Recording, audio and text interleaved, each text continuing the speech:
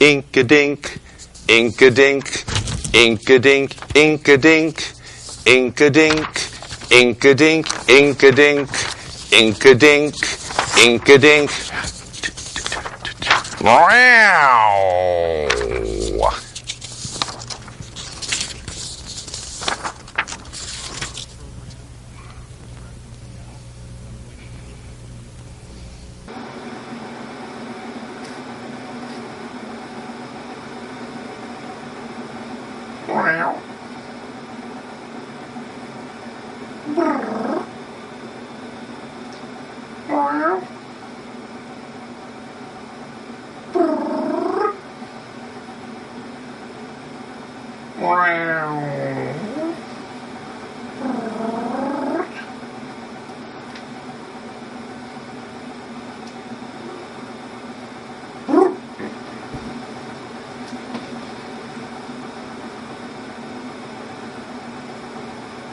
Mankato, Minnesota.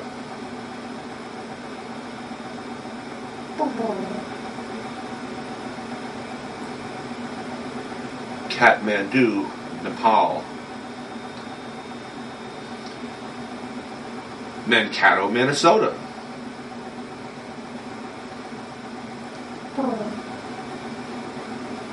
Kathmandu, Nepal. Oh, we're discussing, welcome to Basil BuddhaCat Presents, we're discussing the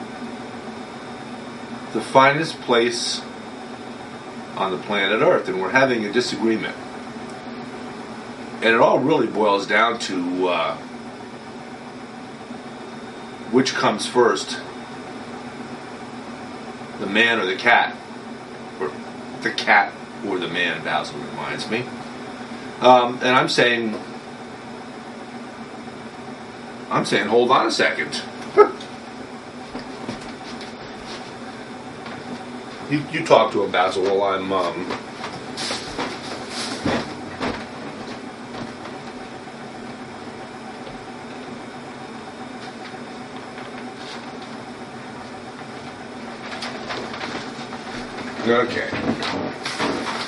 Okay.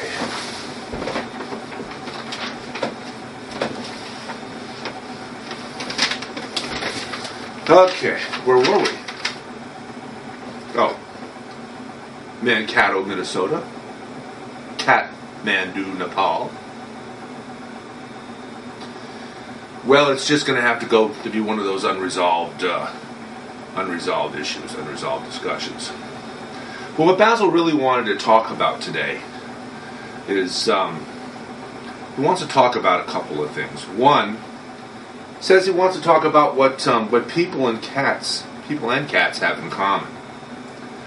And we've discussed cats living in squalor on other shows. You've seen, heard tales and seen stories about cats eating food from a garbage can. Sometimes in the winter, finding shelter from the cold under the hood of a car. Just living in living essentially in squalor, and Basil wanted to talk about that under the context of I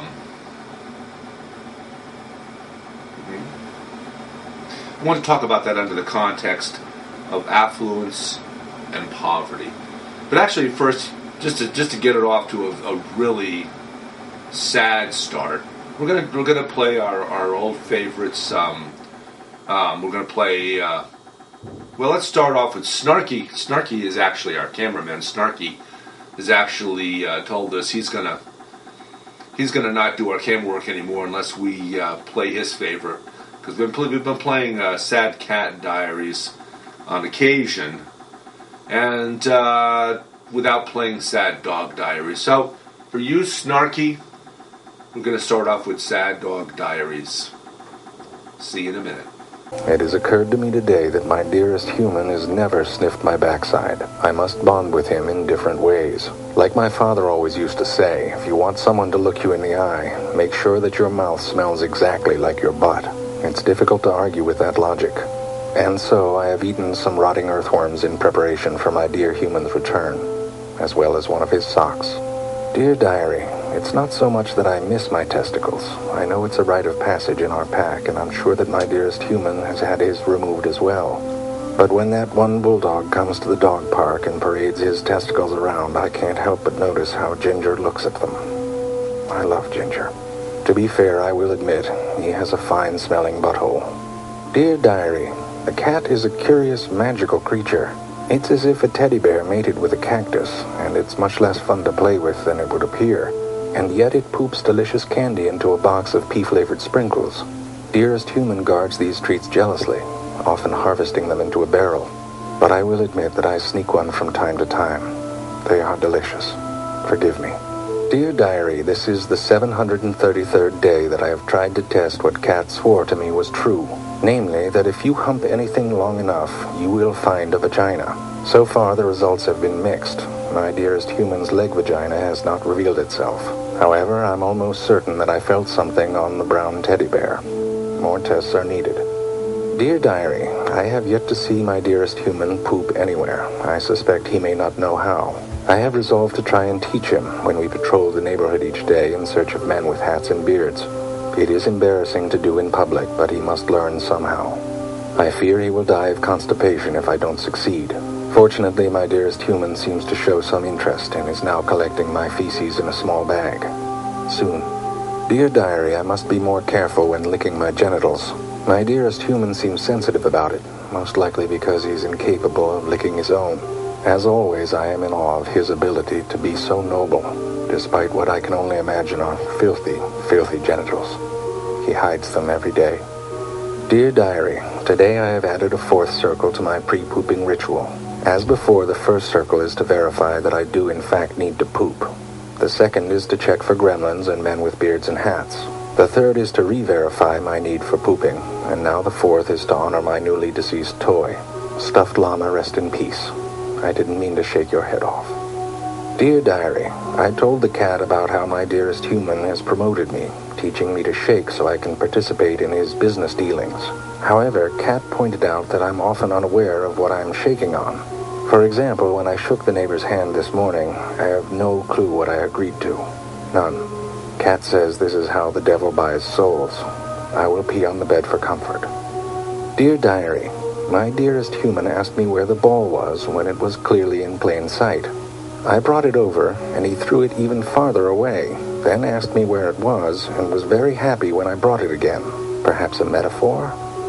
Dearest human leaves each day, and I am happy when he returns. Wait, maybe he is the ball, and I am dearest human. This is too much. I must be on the bed.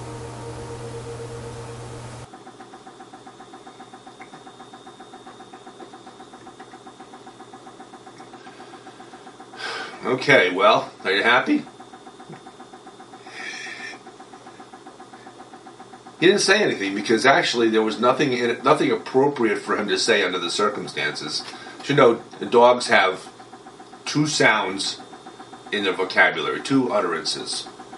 One being ruff, and the other one being grrr. And those two sounds, snark.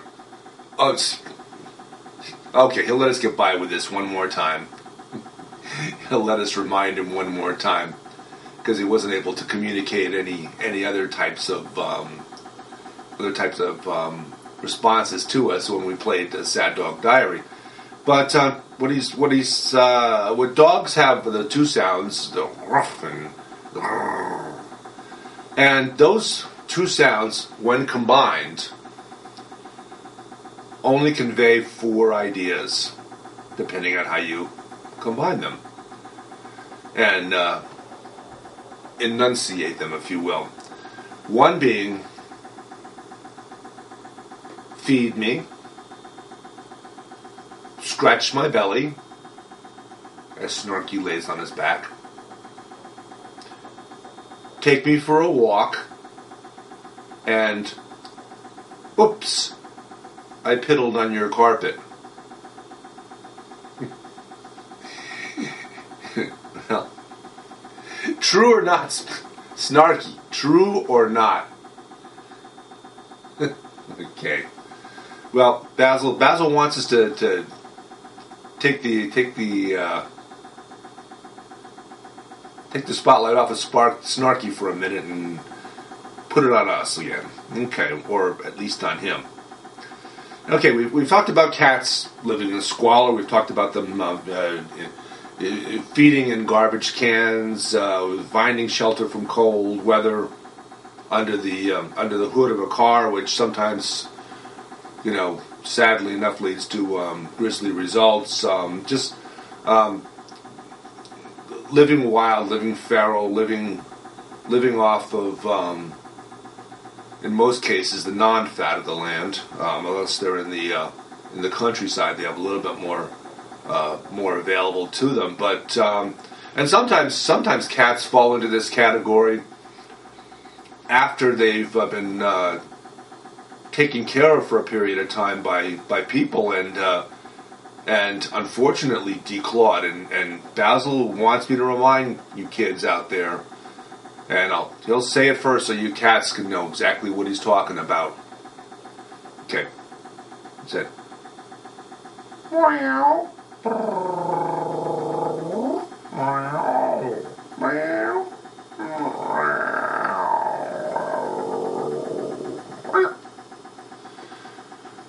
Said, do not declaw your cats. Reason being, if they do get loose or are out in the wild, they need to have protection. They need to have a way to escape from danger, climbing a tree, and they need to have, if cornered, they need to have the claws to help defend themselves. And sometimes, not necessarily involving dogs, as Snarky flapped his ears. I guess that's what he meant. But other animals can be dangerous to cats. A lot of things can be dangerous to cats out in the wild. I mean, they're not the largest animals out there. They're not the smallest. They're not the largest. They can be both predator and prey if left out in the big wide world out there. But Basil's point is this notion of affluence and poverty, and how cats and people, or people and cats, in Mankato, Minnesota. I guess in Nepal it's cats and people. They have a lot in common, including often being in an impoverished situation. Okay, Basil wants to add something to that. Okay, go ahead, and I'll quote him, of course, first. Okay. Okay, Basil says that people have what's become a growing discrepancy, a growing divide between the uber wealthy and the undernourished, impoverished portion of, not just worldwide, but in this country too, in America, but certainly more worldwide. But it's become an issue to be talked about and dealt with here too. Basil says there's many kids in America, and of course Basil has more of an affinity for kids than he does for adults, as you would expect, except when they pull his tail and pull his ears and get rough with him. But anyway, it says there's many kids in America that are growing up living in cars. Car is their principal residence, and that's tough.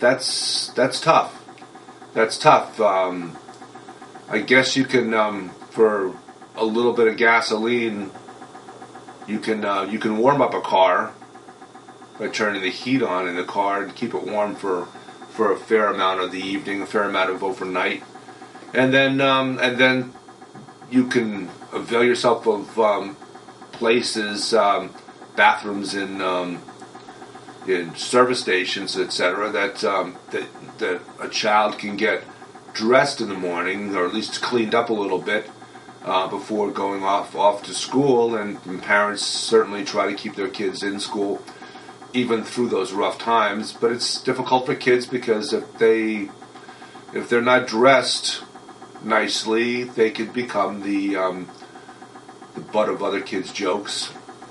They can be picked on. Kids can be cruel at times. Basil says I'm going on a little too far, but he does want me. What? Yep. No, that wasn't me. Basil, will you stop that? We did that the last show. We did that where I was last show I was miming a cat, clawing and stretching and do the other things, and Basil, the scamp that he is, decided he'd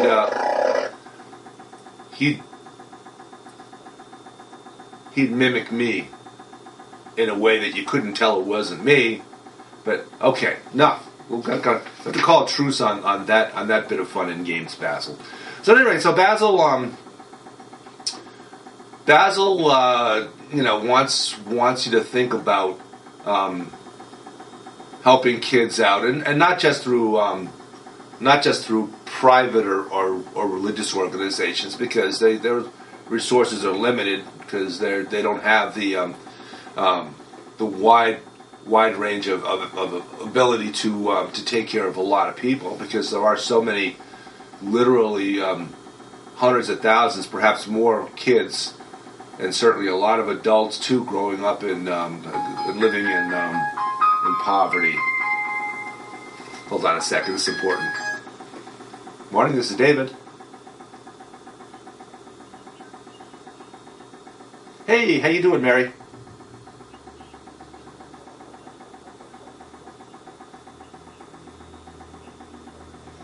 No, they have to come home. They have a pet in the house, and they have to come home. So I need to have, usually at best a day's notice.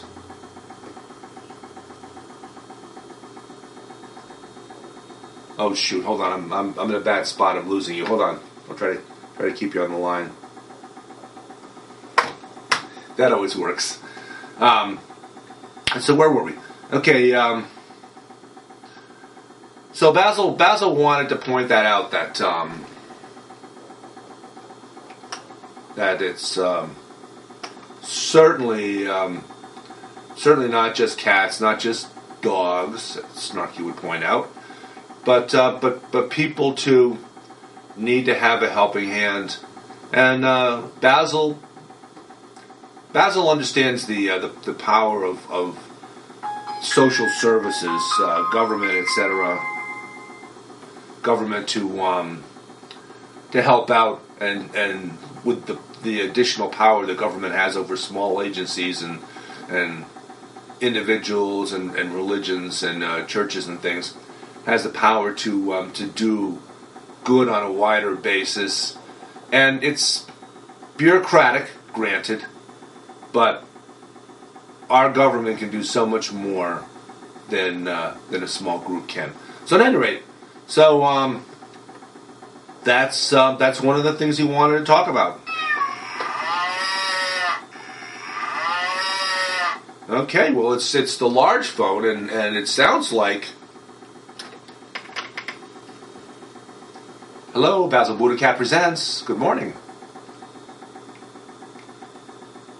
It is Elsie, Basil.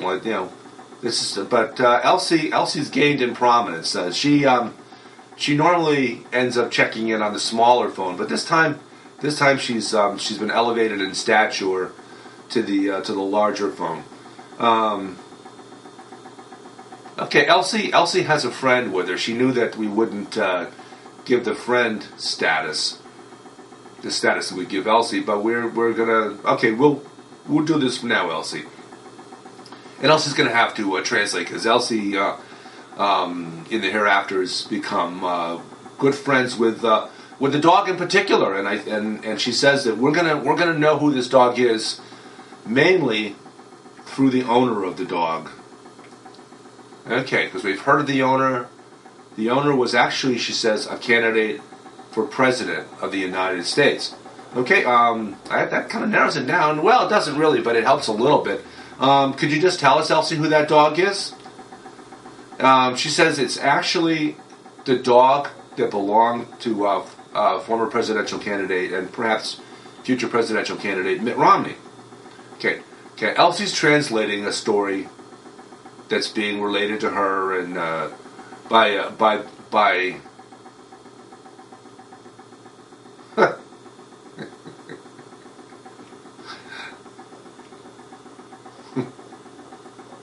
Okay.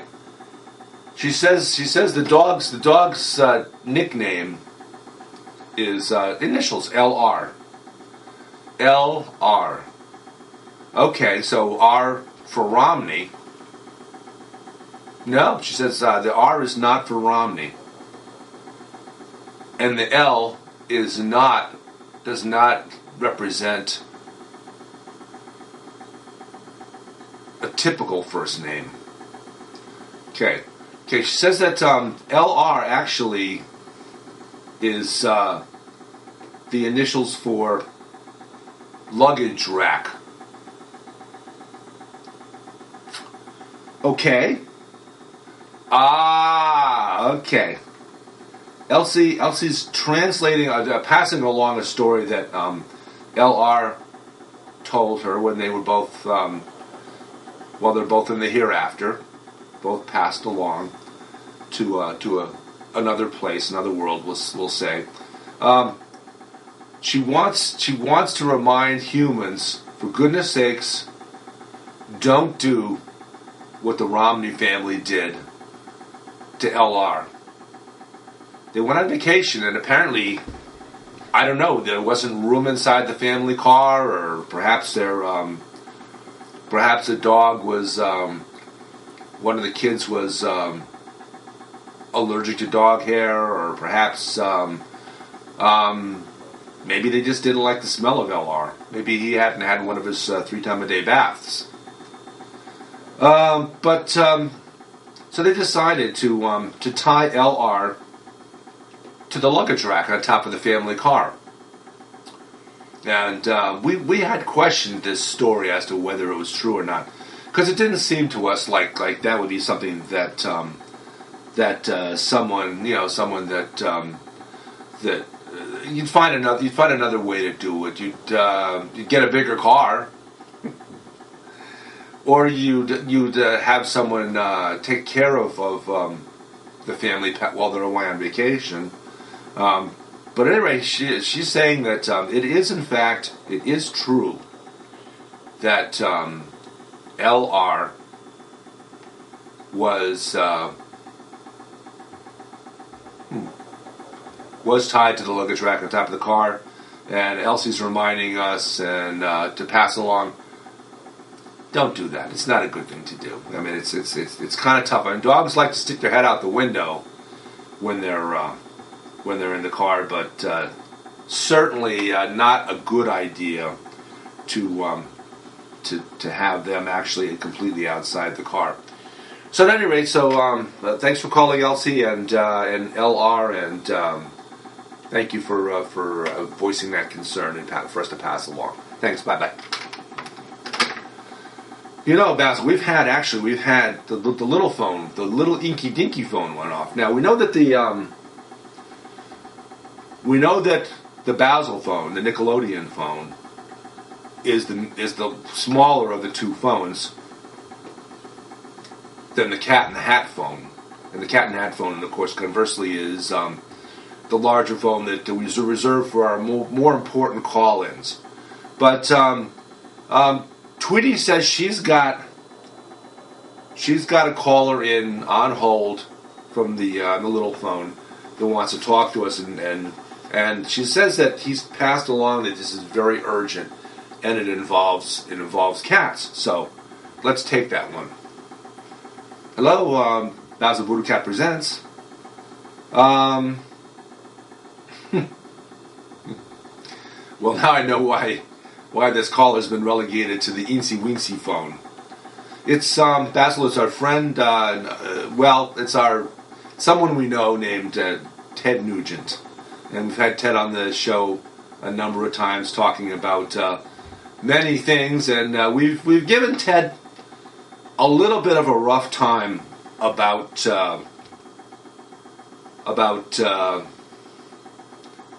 his song, his big hit, Cat Scratch Fever, about how he relates in the song that the first time he had a sexual experience, he was 10 years old.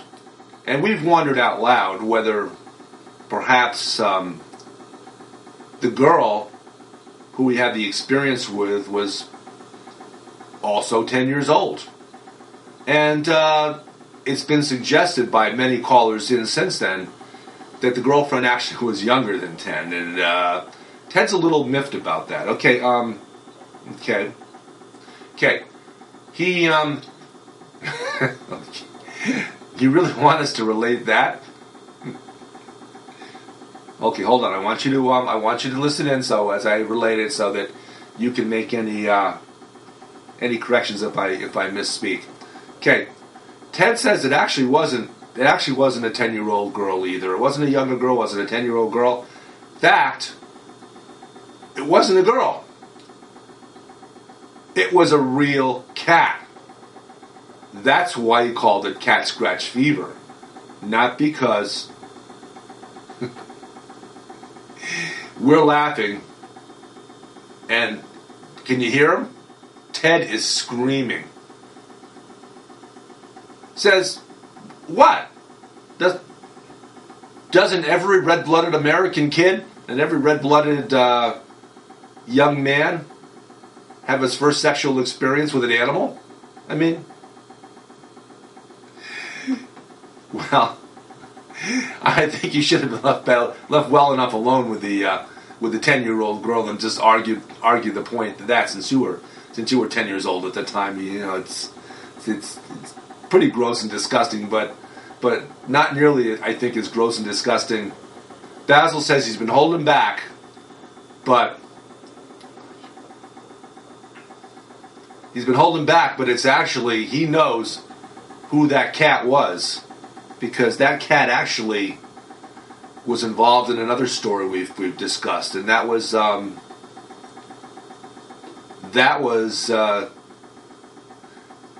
cat that later on became Ringo's mom's cat.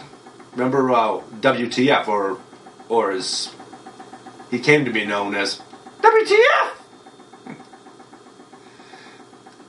Apparently, after the experience with Ted, he got away, somehow boarded a tramp steamer, and ended up in Liverpool, living in Ringo's mom's house. We've just got enough time left now to watch Sad Cat Diaries, and we wanted to get that in, so let's do that right now. And with that, we'll wish you a blessed Sunday morning. Bye.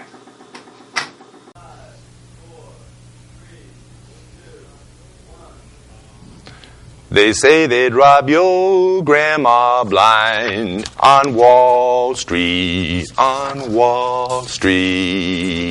fritter her away her Medicare on Wall Street. And Pharma Oil and their pet fox don't care if she lives in a box, so long as they wear platinum jocks on Wall Street, Meow.